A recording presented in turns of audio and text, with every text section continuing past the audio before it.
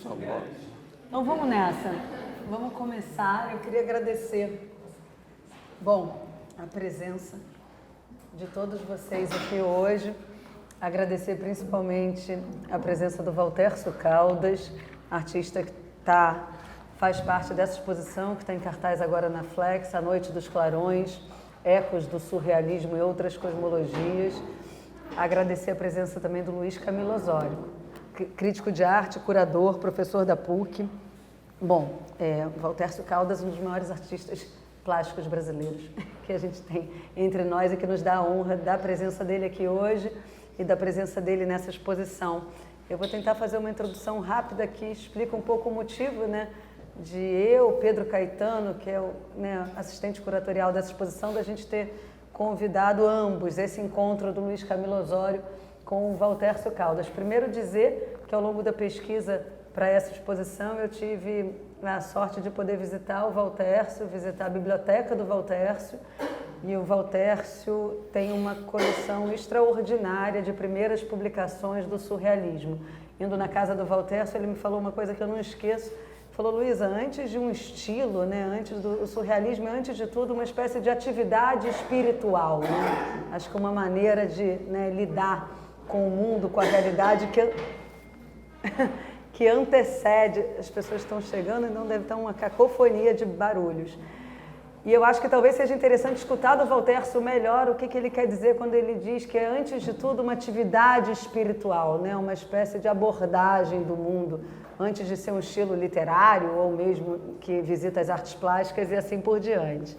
E ainda no que toca a pesquisa para essa exposição, além de ter tido a sorte de visitar o Valtércio e através dele ter podido olhar, ver, tocar livros extraordinários, primeiras edições extraordinárias, de vários autores disso que a gente chama de surrealismo, na poesia, na literatura, na teoria, assim por diante, a gente também foi visitar um texto do Luiz Camilo Osório sobre o Valtércio. Em determinado momento do texto, o Camilo fala de uma espécie de aproximação muito singular existente entre a obra do Valtércio e isso que a gente está chamando aqui de surrealismo, e como essa maneira, talvez, se eu estiver falando algo que não bata, você me corrige, essa maneira do Valtércio se aproximar disso que a gente está chamando de surrealismo dava notícia de uma característica muito singular da arte brasileira, que tem uma diferença com os vizinhos latino-americanos e na maneira que o surrealismo chegou e foi traduzido por certos países e certas produções em artes visuais da América Latina. E foi tentando, então, entender um pouco melhor dessa singularidade da experiência brasileira no que toca o surrealismo, que a gente achou que fazia sentido unir o Luiz Camilo Osório e o Valtércio Caldas nesse encontro aqui hoje. Vocês estão aqui para escutá-los, não para me escutar. Então, portanto, eu vou ser bastante breve, agradecer ambos novamente pela presença e depois, obviamente, de escutá-los, a gente pode abrir para perguntas. Obrigada. Bom, eu fui escalado para começar. Queria começar agradecendo a Luísa por esse convite para estar aqui com o Valtércio, com quem eu já conversei em outras ocasiões, e sempre eu abro e ele, depois que o carro pega, aí dispara e começa as suas elucubrações. Mas eu vou, começar tentando falar um pouquinho por que nesse texto eu fiz essa aproximação, uma aproximação muito pontual, muito indireta, talvez até um pouco irresponsável, mas que eu acho que tem algum tipo de sentido, do Valtércio com algum surrealismo, não com uma certa imagem de um surrealismo latino, sul-americano, mas de algum surrealismo, de alguma relação com uma poética surrealista, com esse espírito surrealista. Isso que a Luísa estava falando a partir da conversa dela com o Valtércio, me lembrou uma passagem do Otávio Paz, que é um poeta mexicano, que também teve uma convivência muito estreita com os surrealistas, em que ele fala que mais importante do que a própria poesia, ele não está falando do surrealista, mas do Mallarmé, né? Mais importante do que a poesia do Mallarmé é o espaço, né, espiritual que ela abre, né? E eu acho que isso, né, tem um pouco a ver com essa relação também com o surrealismo, enquanto uma inspiração, uma sugestão, né, de ideias, né, de possibilidades criativas, poéticas, de associações, né, e essa dimensão associativa, né, essa relação que tem muito a ver também da relação dos surrealistas com a psicanálise, né, com os sonhos, o lugar do sonho, do trabalho do sonho na psicanálise, essa relação entre, né, o trabalho do sonho lá, né, no Freud, que junta, né, condensação, deslocamento e figuração, figurabilidade, né, essas relações todas que se produzem no sonho são essas relações que, de certa maneira, se constituem de maneira tangencial e que no primeiro manifesto, que é, de certa maneira,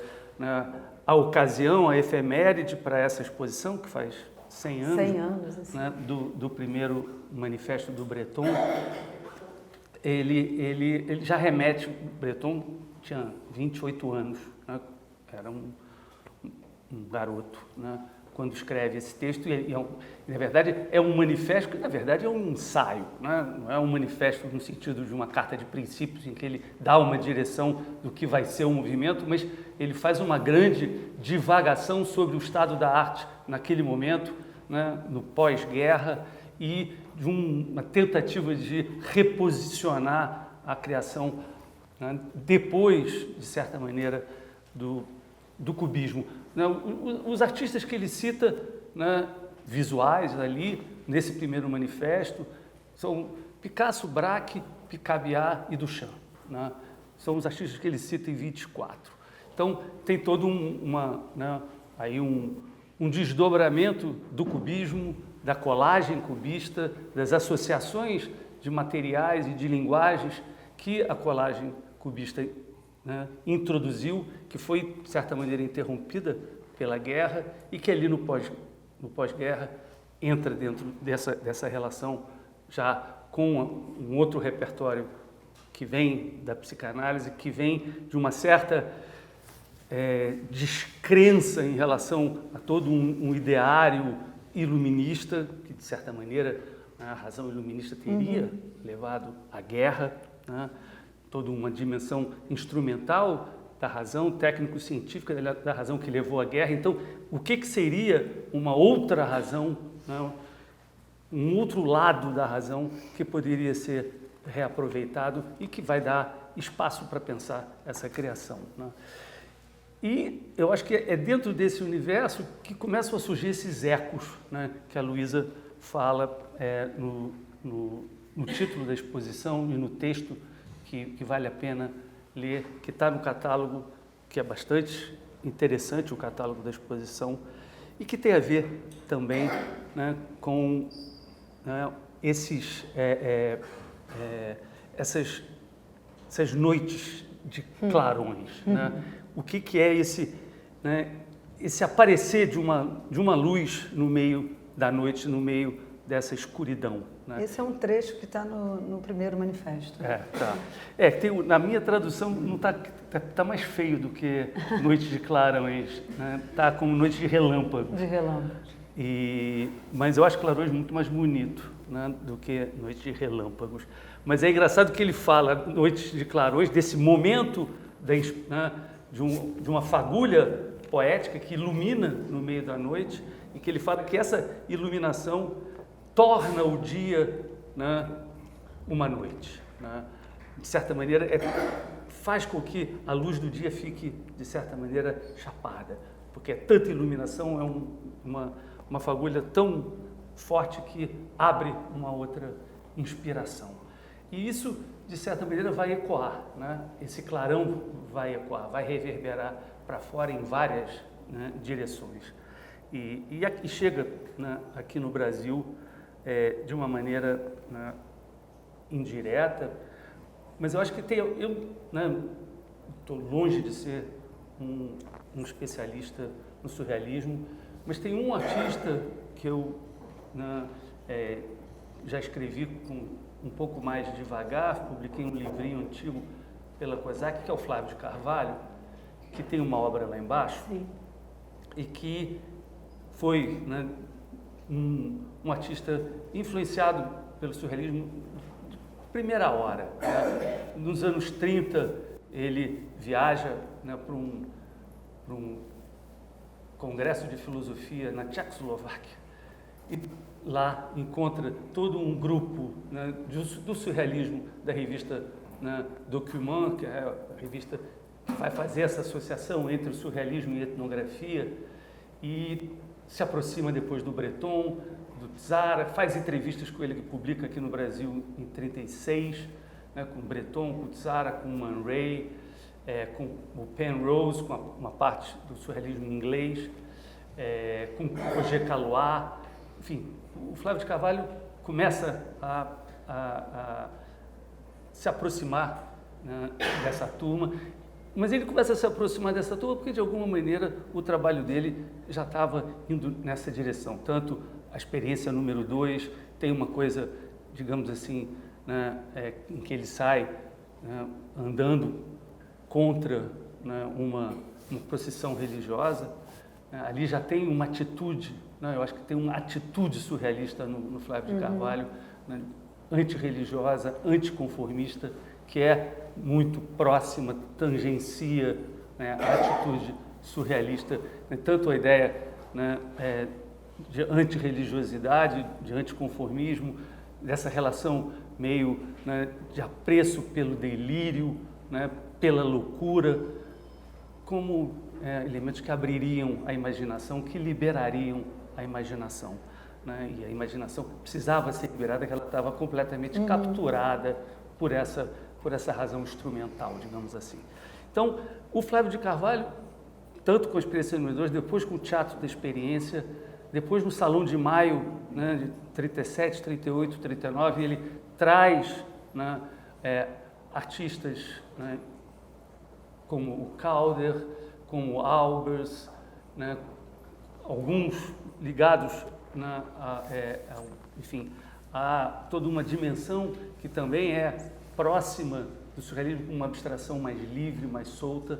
Faz exposições com Osório César, né, com internos do Hospital Psiquiátrico, também nessa fase dos anos 30. Tudo isso mostra que o Flávio de Carvalho estava meio intoxicado, né, por essa dinâmica, né, do surrealismo, por essa aproximação com esse outro lado, né, da razão e da consciência, que é, né, o que interessava ao surrealismo, que no caso das artes visuais vai levar, né, para toda uma ideia de uma escrita automática do desenho, de um desenho mais livre, que tem, eu acho que no Masson, no Max Ernst, dois expoentes, né, desse tipo de trabalho, né, em que, né, a dimensão plástica fica, de certa maneira, muito instigante, muito sugestiva.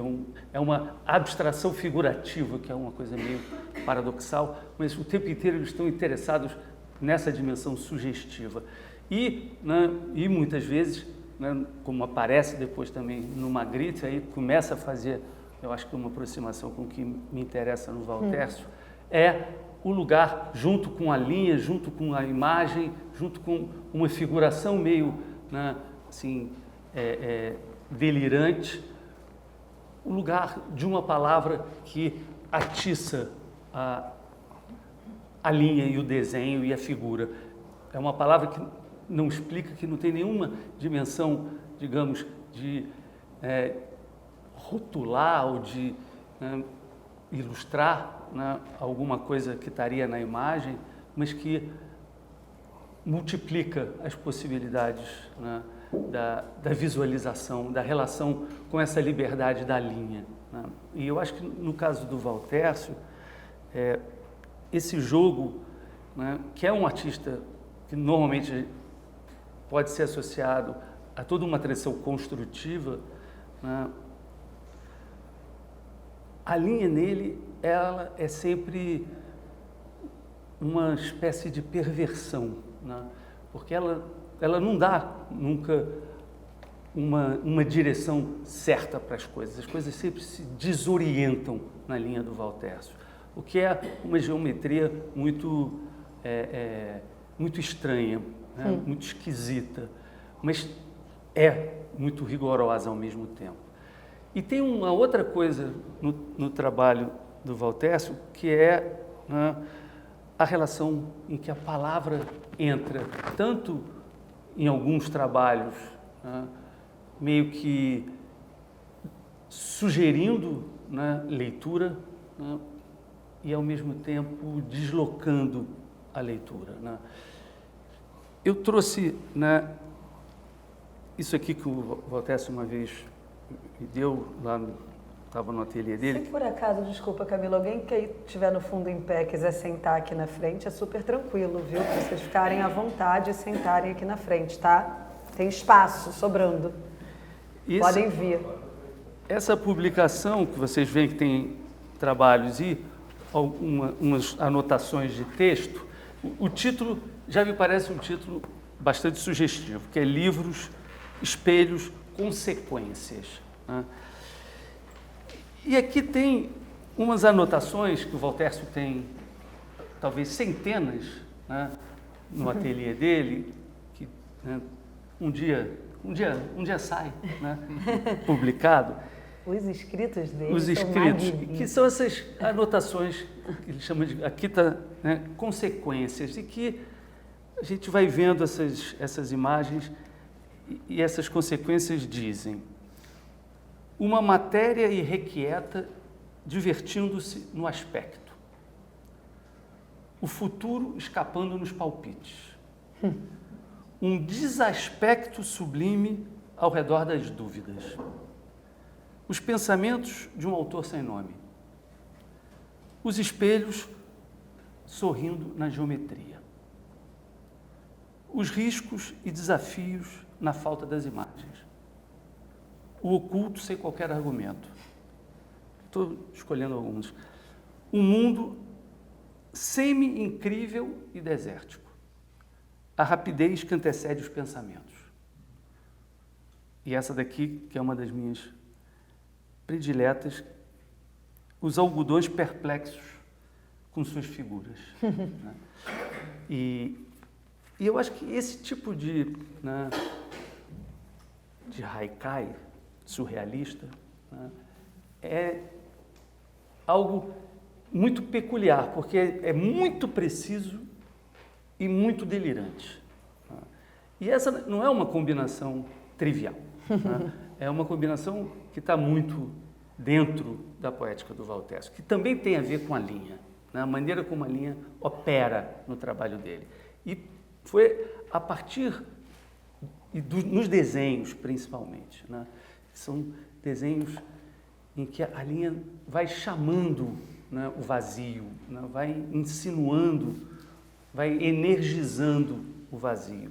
Como essas palavras também vão energizando toda uma dimensão simbólica.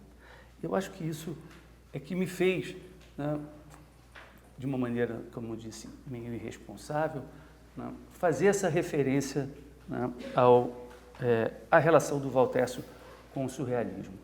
E, certamente, também a figura do Duchamp, né, que é um outro artista que me interessa especialmente, né, e que trabalhou sempre, né, de uma maneira à margem dos movimentos e do surrealismo, mas que foi sempre convocado, né, pelos surrealistas, pelo Breton. Né? O Breton escreveu sobre o Duchamp e foi, de certa maneira, né, um ativador da obra do Duchamp para perto. Né? E eu acho que o Duchamp, eu acho que tem um outro papel que é importante, eu já vou passar para o Valtércio, que é de ter sido, né, a pessoa convidada para montar duas exposições fundamentais do surrealismo, uma em 1937 em Paris, né, e uma em 1942 em Nova York. Né? E essas são duas exposições absolutamente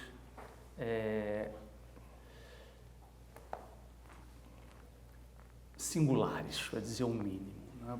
São exposições em que esse montador, né, pensou a exposição dentro do espírito, né, que seria surrealista. Como fazer com que, né, aquelas obras que se viam sempre atritando, né, com a instituição, entrassem na instituição e mantivessem algum tipo de fagulha ali. Nessa, né, de 37, foi uma grande performance. E eu acho que é sempre bom, né, lembrar que 4 meses antes dessa exposição de surrealista em Paris, né, em Munique, teve a exposição de arte degenerada, que era a exposição que juntava, né, a arte moderna como, né, grande inimiga do Terceiro Reich. E em Paris, 4 meses depois, o Duchamp faz essa exposição explosiva, absolutamente cavernosa, apagada. As pessoas tinham que ir com uma lanterna para ver os quadros, que eu acho que é uma exposição de confronto, né, àquele momento ali, né, de fechamento totalitário.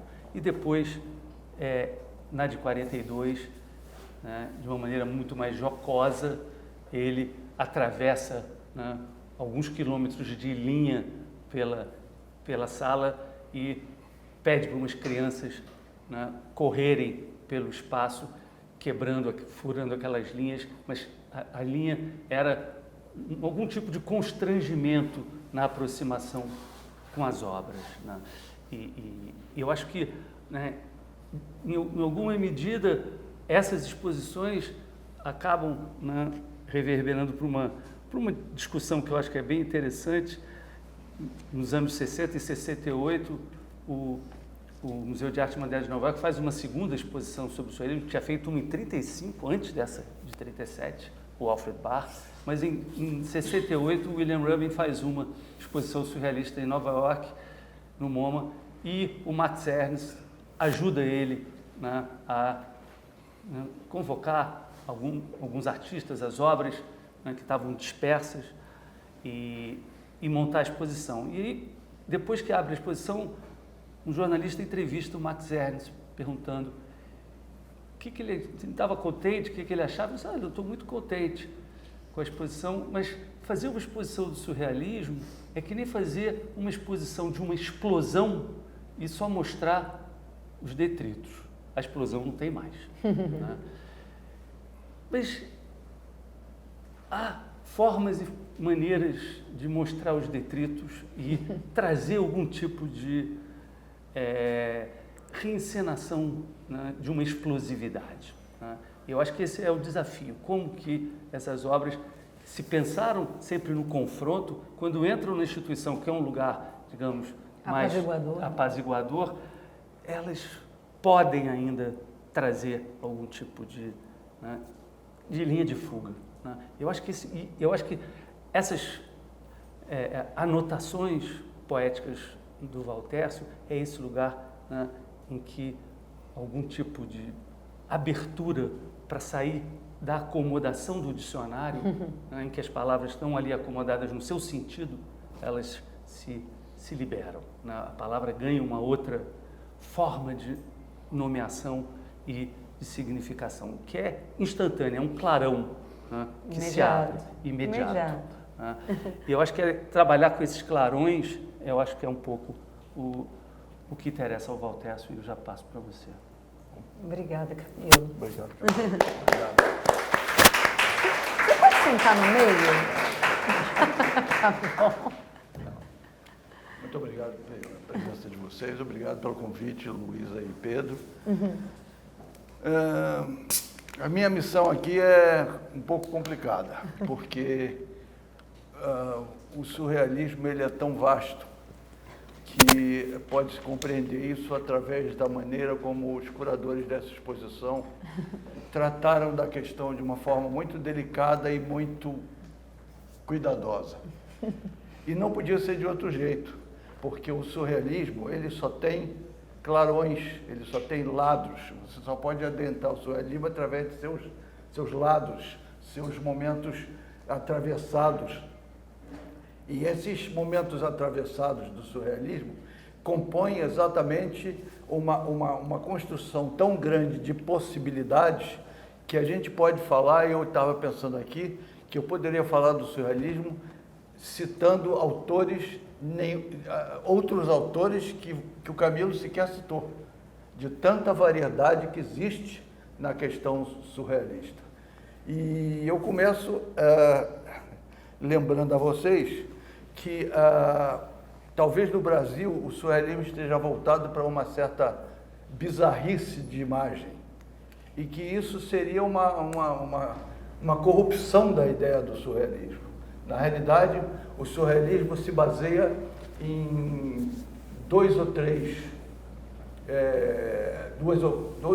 grandes influências que não foram citadas por você, mas que são fundamentais, como o Isidore Ducasse, que é o Conde de Lautréamont, que faz aquele livro Cantos de Maldoror, que é talvez um dos livros mais importantes para o surrealismo, o Rimbaud, que é um poeta que influenciou muitíssimo o André Breton, e outro artista que também o Breton fala é o De Chirico, que em 1910, isto é, 14 anos antes, ou 1914, 10 anos antes do Manifesto Surrealista, o De Chirico entra com uma pintura que é de tal maneira diferente da época que o Jean Cocteau chega mesmo a, digamos, a ousar dizer que o De Chirico, em vez de usar terebentina nos quadros, usa clorofórmio, dada a qualidade letárgica das imagens. Essa qualidade letárgica das imagens em De Chirico é igualmente pertinente com outro grande influenciador do surrealismo, que chama-se Alfred Jarry, que em 1870 inventa uma coisa chamada patafísica, né? E a patafísica é a ciência das soluções imaginárias, né? O Jarry é uma pessoa muito importante juntamente com o Rimbaud, e ele faz digamos assim, ele influencia não exatamente o surrealismo, mas ele influencia o pensamento de Breton sobre a realidade.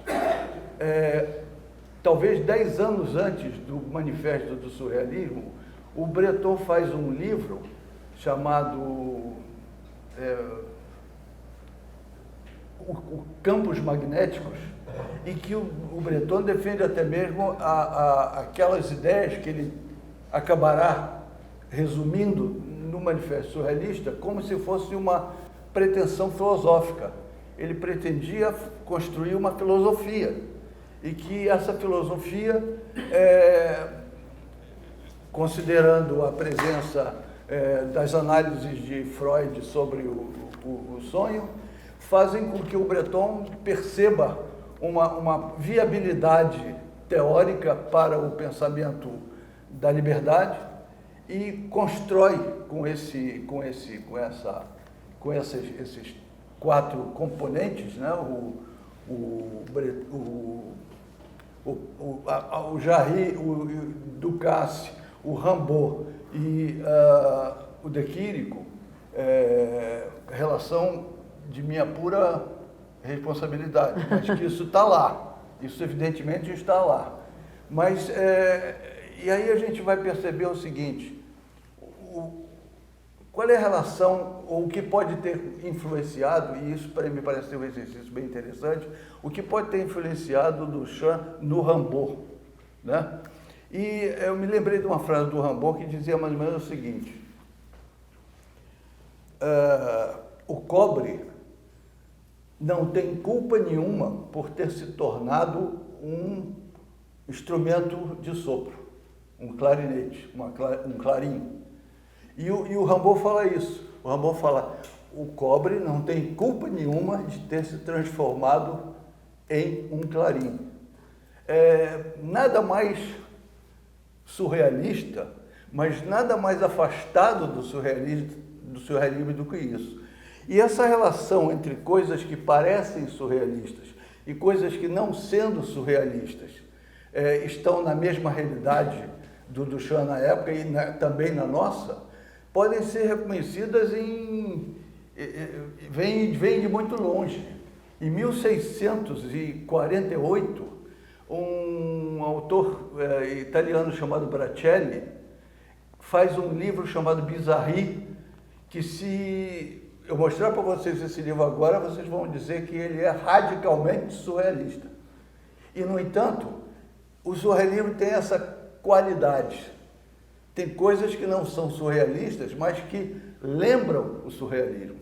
E tem uma diferença muito grande entre ser surrealista e lembrar surrealismo. A gente não pode esquecer, por exemplo, que a Gênesis fala da história de um Adão que come pela primeira vez uma maçã. Ou melhor, come a primeira maçã. Aquela é a primeiríssima maçã. Não existia nenhuma maçã antes daquela, né? E esse rapaz, o Bracelli, a primeira ilustração do livro dele é a figuração de um Adão, de uma Eva e de uma serpente, eu particularmente nunca vi nenhuma outra imagem que eu saiba que una esses três personagens numa figura só. Então, segundo o Bracelli, o Adão, a Eva e a serpente são exatos e a mesma coisa. São exatamente três coisas ligadas uma na outra. Isso me parece, em 1640, uma novidade muito excepcional, não é? E o surrealismo é de tal maneira aberto, e eu gostaria de lembrar, porque o surrealismo comportava desde um artista como Arp, como um artista como Salvador Dalí, até mesmo outros artistas que não se identificariam hoje em dia de jeito nenhum uns com os outros, estavam, de certa maneira, próximos do surrealismo. Breton tem uma frase deliciosa que diz o seguinte: Picasso não era surrealista, mas caçava muito ali perto. Como se diz assim, ele estava nas redondezas. E o que me parece que interessa ao Duchamp é exatamente o momento em que a racionalidade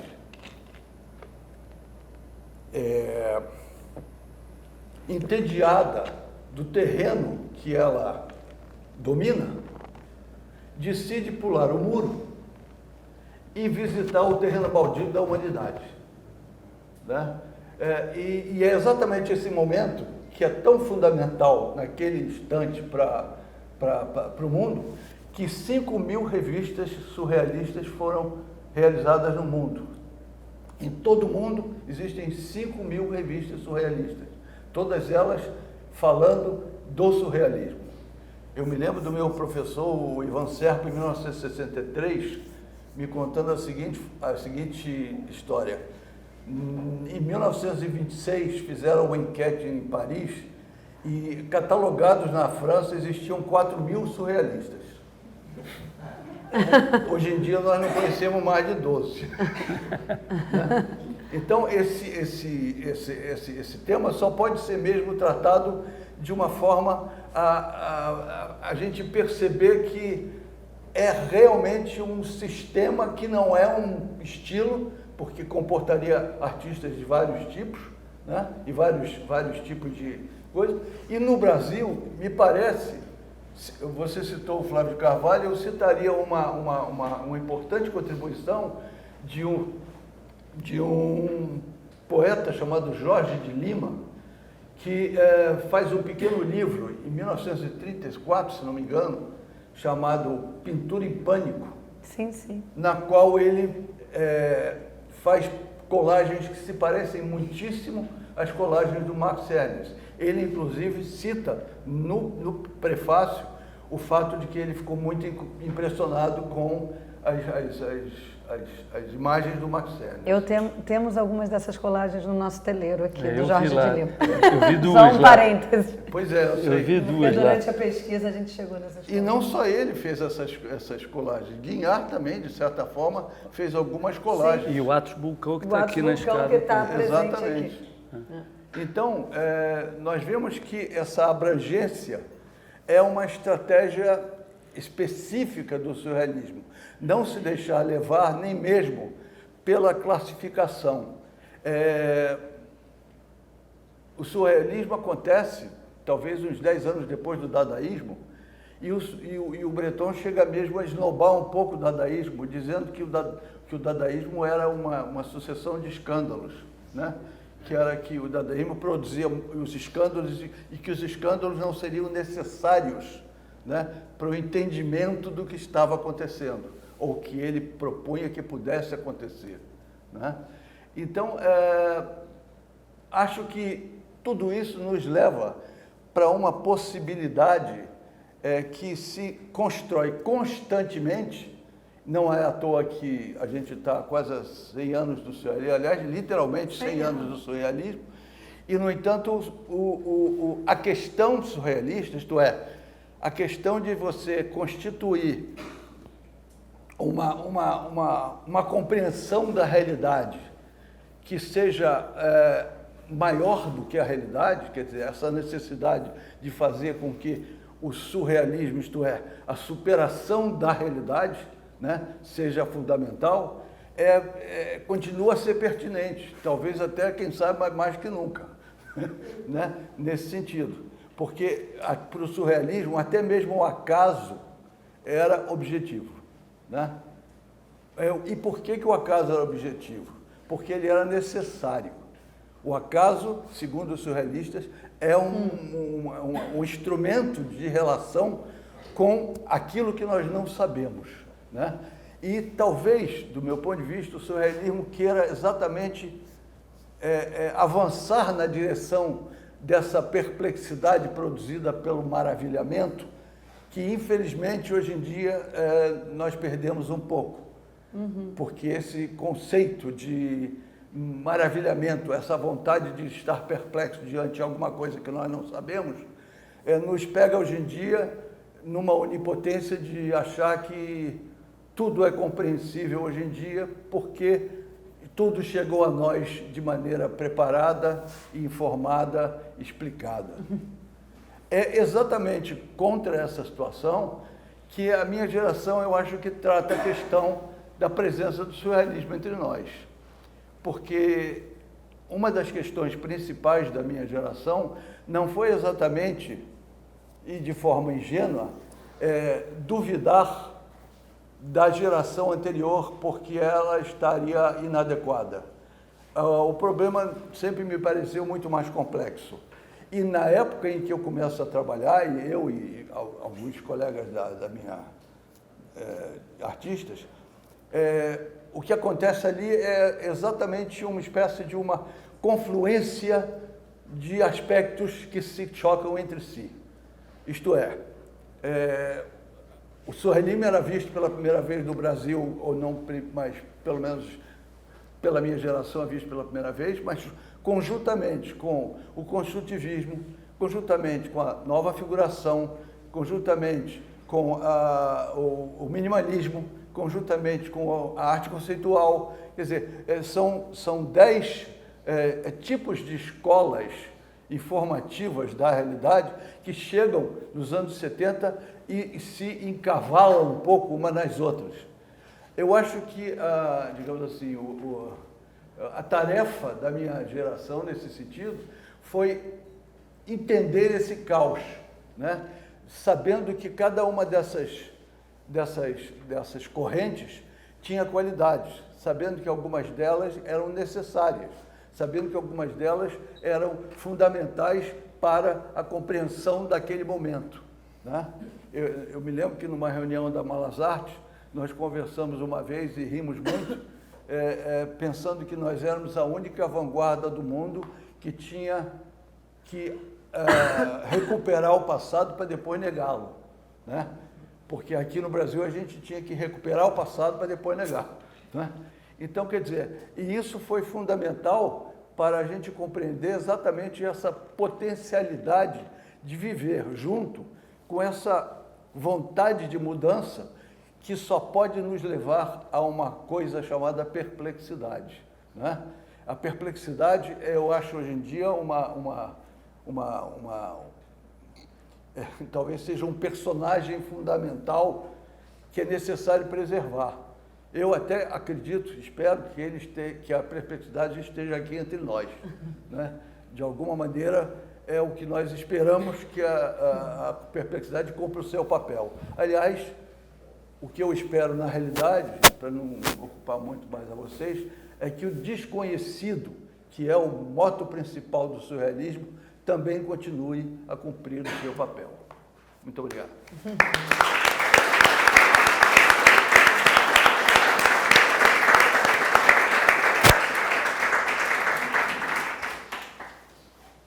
É muito bom, né? Dá uma saudade dessas conversas. Obrigada, Valtércio. Sensacional. Bom, vamos visitar algumas questões. Pedro, depois vale a pena recuperar, não estou achando nas minhas notas, as aspas do Luiz. Depois acho que é interessante a gente citar, porque acho que tem algumas pontuações assim, que depois numa leitura você me manda aqui no WhatsApp, porque acho que eu vou querer recuperar. E acho que você já falou, uma das perguntas que eu ia fazer, você já respondeu. Era justamente o que poderia ser para o momento que a gente vive. No final das visitas guiadas aqui, ao longo dessa exposição, eu costumo tentar recuperar, né, é uma exposição que faz um diálogo entre artistas de diferentes épocas, com não exatamente o surrealismo, mas a gente costuma dizer que são diálogos com questões mobilizadas pelo surrealismo. A gente dividiu essa exposição em 4 momentos. A primeira sala a gente deu o nome de Morte e Erotismo, depois Zonas do Delírio, que visita a questão da loucura, depois o Universo dos Sonhos e Atividade Onírica, e essa daqui a gente chamou de Alteridade e Outras Cosmologias, dando notícia das relações do surrealismo com a antropologia e com a etnografia, que era uma relação importante, né, Valtércio e Camilo? E eu tento, ao final, né, a gente tenta recuperar, né, algum tipo de vínculo entre as questões mobilizadas nessa exposição e algumas situações do momento presente, né? Qual seria a importância de recuperar uma dimensão do erotismo e do corpo numa época completamente mediada pelas telas? Como é que é importante recuperar, né, a dimensão do sonho e da imaginação, essa tal da liberação da imaginação, numa época até certo ponto de uma imaginação atrofiada ou obturada, se a gente concorda com isso? A dimensão da alteridade das outras cosmologias numa época onde é impossível conversar com a diferença, onde ninguém mais se entende quando pensa diferente, essas outras cosmologias que dão notícia de uma outra relação com a natureza. Mas talvez, né, Valtércio, isso que você falou ao final, seja também uma outra questão fundamental que pode ser recuperada a partir do surrealismo, que é essa dimensão da perplexidade, que pode ser um artigo rarefeito nos dias de hoje, com desconhecido, né, e às vezes uma abordagem até mesmo do fazer artístico que não coloca tudo, ele não entrega aquilo que a gente não conhece, mas aquilo que a gente já conhece muitas vezes, né? E nesse sentido destitui esse encontro talvez dessa dimensão de perplexidade ou de dúvida, ou de, né? E assim por diante. Será que vale a pena recuperar um pouco e você comentar o trabalho que está exposto aqui, o Objeto Parado, ou o Camilo comenta, porque ali tem a linha, tem o choque da coisa abstrata com a caveira. Não sei, talvez fosse bacana aproveitar que você está aqui, porque você foi muito preciso, né? Você que escolheu. Foi. Eu quero esse trabalho. Curador com essa turma aqui não se cria, não. Então, Luiz, é esse aqui. Deixa. É claro. Ele não, como diz o Valtércio, ele não vai terceirizar a subjetividade. E aí, Eu não vou vocês já terceirizar a devem ter visto o subjetividade. trabalho do Valtércio ali logo na sala de entrada. Vale a pena rever quando vocês saírem, mas ele vai comentar. Olha, a sua pergunta me leva a pensar que eu percebo um defeito na ideia de explicação, né? Existe um defeito explícito na ideia de explicação, porque a explicação sobre uma obra, ela se dá por palavras, né? ela se dá por expedientes de linguagem que não estão contidos na obra inicialmente. A obra tem outros materiais, tem metal, tem gravidade, tem tensão naquele caso, tudo isso. E essa linguagem, a linguagem falada não dá conta, né, dessa complexidade que estaria presente em qualquer obra de arte, né? E essa diferença entre a obra de arte e o artista que fala sobre ela me traz sempre a ideia de um tradutor. Quer dizer, é pedido a mim que traduza em outras palavras o que eu quis dizer com os materiais, né?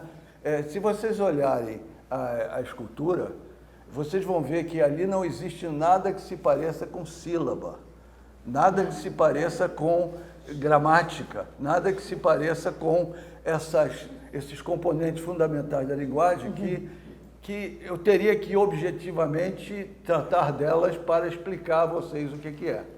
Mas acontece que não sou eu que falo sobre a obra, é a obra que fala por mim. Então, a inversão dessa questão, ela se dá da seguinte maneira: o que a obra tem a dizer a meu respeito? E eu digo a vocês, se aquela obra tivesse que falar alguma coisa a meu respeito, talvez ela repetisse constantemente uma cosmogonia inicial, uma das primeiras cosmogonias que foram inventadas pelo ser humano na tentativa de entender o universo. E essa cosmogonia diz o seguinte: o universo tem o centro em todas as partes e a periferia em lugar nenhum. Eu acho que essa obra falaria isso sobre mim. Se quiser você, já que você não, pode... eu não vou falar. Se você quiser arriscar, Camilo, já que eu Tô fora. Dessa eu não vou cair, não. Mas eu só vou ler uma passagem do manifesto. Quem quiser sentar no chão aqui na frente, gente, que está em pé, vocês fiquem à vontade, tem muito espaço e venham, tá? Posso, Camilo? Só me dá isso. Tem uma passagem do primeiro manifesto, desse de 24, que eu acho que diz o seguinte: as palavras, as imagens não pretendem ser mais do que trampolins para o espírito de quem ouve. Né? Exatamente. Então, eu só queria... Você leu uma aqui, eu gostaria de ler uma das minhas preferidas, que diz o seguinte... Eu não li, não? A das preferidas parece que não. Não, porque então são duas partes, você lê a primeira parte. Ah, tá bom. A que eu mais gosto é essa aqui. O regozijo das múmias mudando de museus. Valtércio, me lembra, eu ganhei de presente, quando eu saí dessa visita à biblioteca do Valtércio, um livrozinho dele que eram desses pequenos fragmentos, que eu lembro que eu fiquei insone, lendo e relendo aquilo. Qual o nome do livro? Notas, etc. Notas, etc. Eu, assim, recomendo, eu não sei se está disponível, se está esgotado, mas às vezes uma estante virtual é uma joia. Vamos, só para não ficar sem... A gente, uma das coisas que é um pouquinho, não é longo, é o trecho do Camilo que convocou esse encontro aqui de alguma maneira, sobre a relação do Valtércio com a questão da tradição surrealista numa nova chave. Eu vou abrir, aspas do Camilo. É por uma manobra que combina negação e deslocamento de sentido que vinculamos a poética de Valtércio a uma tradição surrealista, entre aspas, tradição surrealista. Cabe frisar que sua relação com essa tradição se dá na contramão de uma tendência latino-americana que explorou exaustivamente a carga literária da imagem, a destituindo de poesia e de inteligência formal. A absorção surrealista na obra de Valtércio é de outra ordem. Ela recusa justamente o vínculo entre imagem e representação que iria desembocar na vertente visual do realismo mágico, que se espalhou pelo continente e foi tão facilmente apropriado por um discurso frágil e banal de identidade. A nossa realidade sempre foi mais surrealista do que a ficção, a do Brasil. Acho que o Glauber tinha uma frase nesse sentido. Transformando essa arte dita surrealista em um realismo débil e convencional. A imagem que surge na sua obra fica despida de um significado para aspirar a um sentido. Ela quebra seu esquema representacional para se tornar surpresa e sugestão. Só que recuperando as suas palavras que deram ensejo a essa história aqui. Continua fazendo sentido? Continua. Até que sim. E já faz uns anos isso. Querem fazer perguntas? Eu quero só, a partir do que você falou, assim, que eu acho que é uma coisa interessante do surrealismo, que o surrealismo tem esse surrealismo, esse realismo mágico, né, que quer criar uma realidade meio paralela à nossa, e nesse sentido a figuração pode operar um pouco, deixando as coisas muito banais, né, E tem esse outro surrealismo, que eu acho que talvez seja o que você relaciona no trabalho do Valtécio, que é um surrealismo que tem uma voltagem, né, mais carregada, que é o surrealismo que opera na imagem, então não vai recorrer à abstração, mas ainda assim faz essas imagens produzirem alguma coisa estranha, né, algum tipo de estranhamento. Então, eu só acho que é interessante ler o trabalho do Valtécio nesse sentido, né, que é um artista que trabalha muito com abstração, né, com dados abstratos, mas tem ali imagens muito precisas, né, não tem aquela coisa muito farta que tem nesses realismos mágicos, né, latino-americanos. Então, essa imagem precisa, né, é que talvez, acho que faça falta hoje, não sei, pensar isso no presente, como é que seria, enfim, só complementando o que eu disse. Não, porque o Valtécio falou do ARP, né, que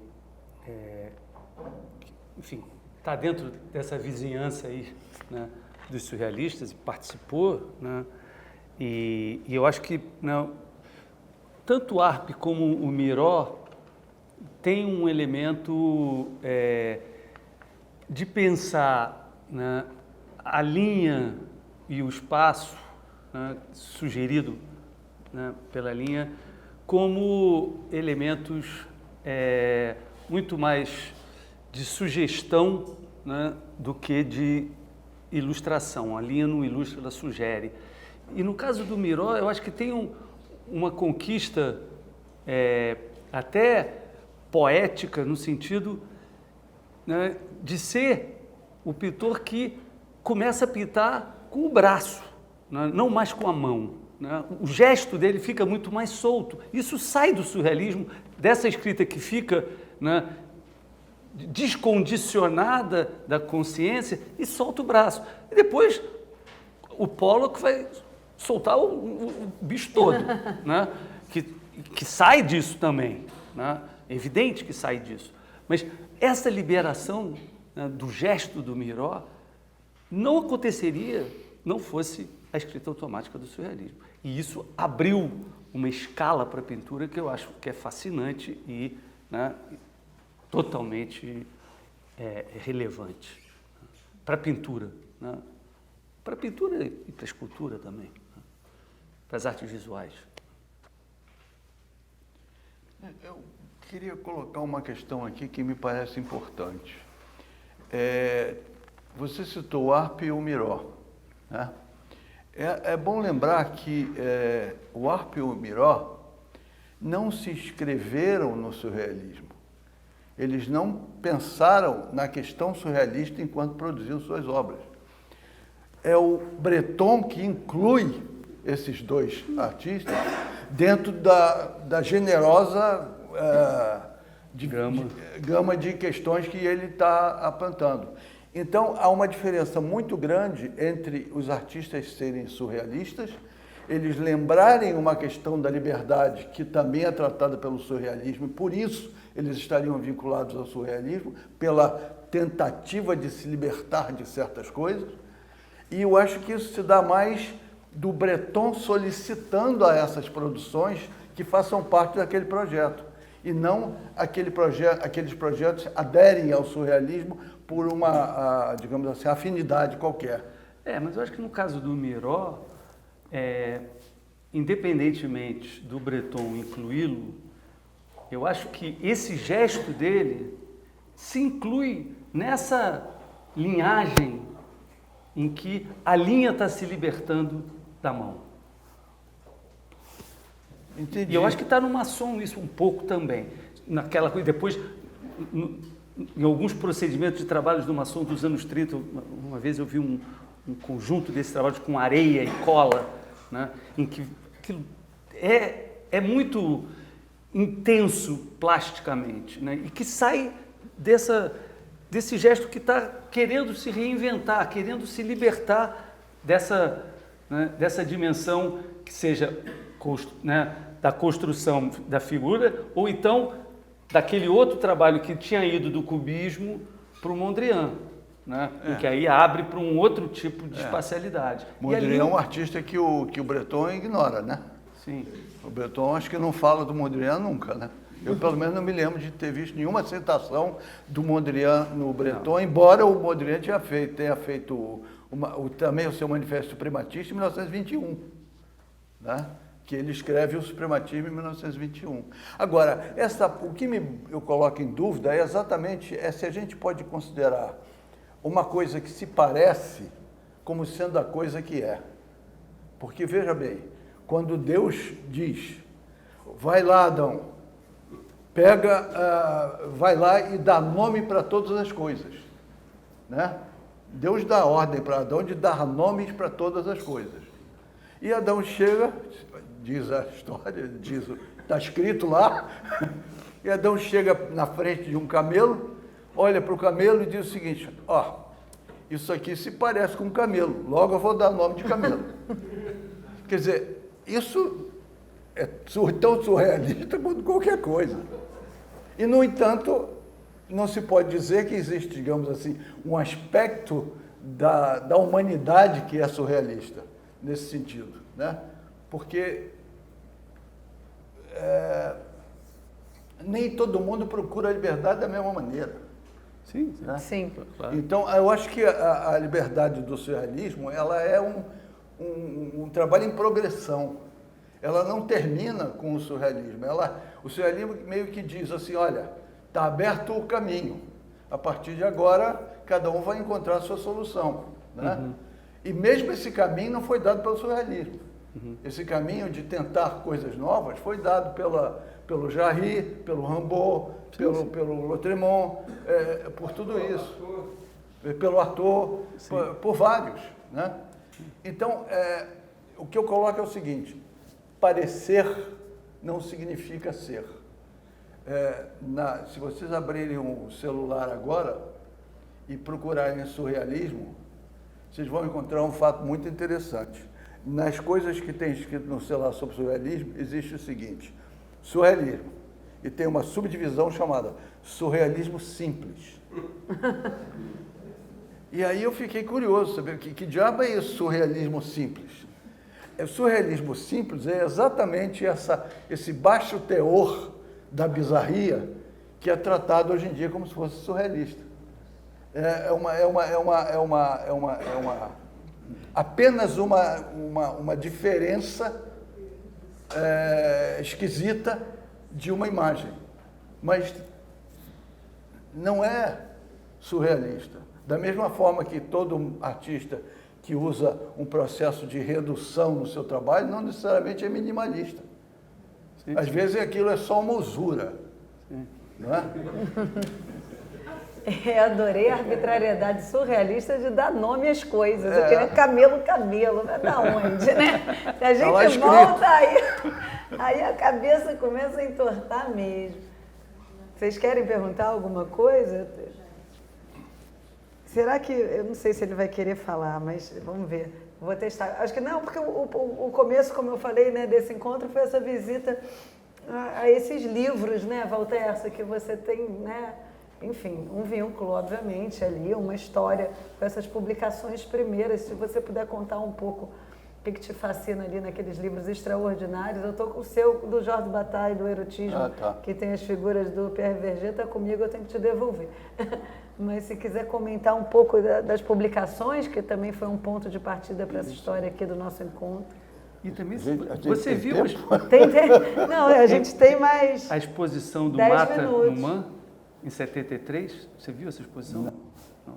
A gente tem mais 10 minutos, então tem Tem um tempo. texto do Ronaldo, na opinião, sobre essa exposição, Sobre o surrealismo. sobre o Mata. Mas tem sobre o surrealismo também, o texto do Ronaldo, que ele fez para a Folha de São Paulo, eu acho. A Folha de São Paulo. Agora, eu não sei, para mim... Fala, Marta. Não, eu queria saber se tem o Dr. Fastrol. Você tem?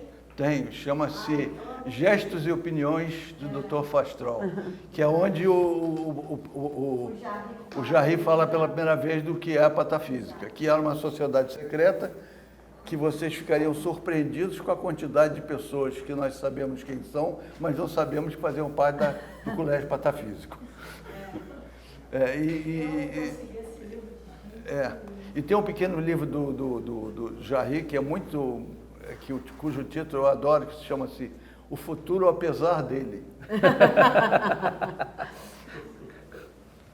Mas, resumindo essa questão do livro, é que para mim os livros são da família dos espelhos e dos relógios. São objetos de funcionamento que têm circularidade, são contínuos, são objetos de visitação e que, como todo bom objeto do meu ponto de vista, são maiores por dentro do que por fora. Muito bom. Gente, vocês já viram, né, como funciona. Lembra o que ele bota no mundo. Querem aproveitar alguma coisa? Não? Ficamos por aqui. Do manifesto, do surrealismo 5, né? Também não ficaria só nas expressões da linguagem, mas do comportamento também, né? Isso que eles chamam como gesto surrealista, você pode chegar a dar um tiro, né? Enfim, independente de muitos artistas que fizeram, enfim, muito pela linguagem, eu quero colocar aqui o Arthur Barrio, que eu acho que ele ainda é um surrealista vivo, não só por sua obra, mas pelos seus gestos. Eu acho que falta um pouco a isso, dos gestos, na sociedade mesmo, de ter ações radicais que não competem ao museu ou a instituição da linguagem, né? Sim, as caminhadas. Falta também, né? Eu acho que esses... Sim. Faz todo sentido. Não, o Barrio, esses gestos, né? você tem toda a razão. O Barrio foi um nome, o Pedro é testemunha, Caetano, que teve aqui entre as possibilidades de artistas que fariam parte dessa exposição e acabou não sendo possível, mas o Barrio certamente era um nome que poderia estar. Não, eu acho que aquele tem um trabalho que é uma espécie, um trabalho meio mítico, né, do Barrio, que é o 4 Dias, 4 Noites. Esse é que eu pensei dos registros, né, das caminhadas, das não tem o deambulações. registro, tem o livro tem o livro, que só está escrito 4 Dias, 4 Noites, está na coleção do Gilberto, e não tem nada dentro. A gente queria, lembra, Pedro? Ele fala, teve um panorama no MAN de São Paulo, acho que foi de 2000, que eu, o Ricardo Basbaum e o outro Ricardo lá de São Paulo, Rezende. Fizemos uma entrevista com o Barrio, acho que a Cecília Cotrim também, né? Só sobre o 4 Dias, 4 Noites. E o 4 Dias, 4 Noites vai virando cada vez uma coisa, né? Mas o fato é, né, aquilo aconteceu, né? Ele meio que andou numa deriva meio situacionista pelas ruas, né? E o trabalho acaba de uma maneira, né, meio trágica, né? Assim, ele acaba meio que no pinel, né? E é um pouco essa coisa de ir ao limite, né? Eu acho que o trabalho do Barrio é o tempo inteiro ir ao limite. E havia a presença física. Sim. Agora, a dimensão erótica do desenho, da palavra, né? Tem uma contundência, né, surrealista que aí não é pela dinâmica da sugestão, né, mas da explosão mesmo, né? E da atitude, né? E tem um trabalho ali o tempo inteiro tangenciando com o outro lado, né? Seria só, Não, boa lembrança e que esteve aqui percorrendo as nossas pesquisas, as nossas ideias, os nossos desejos.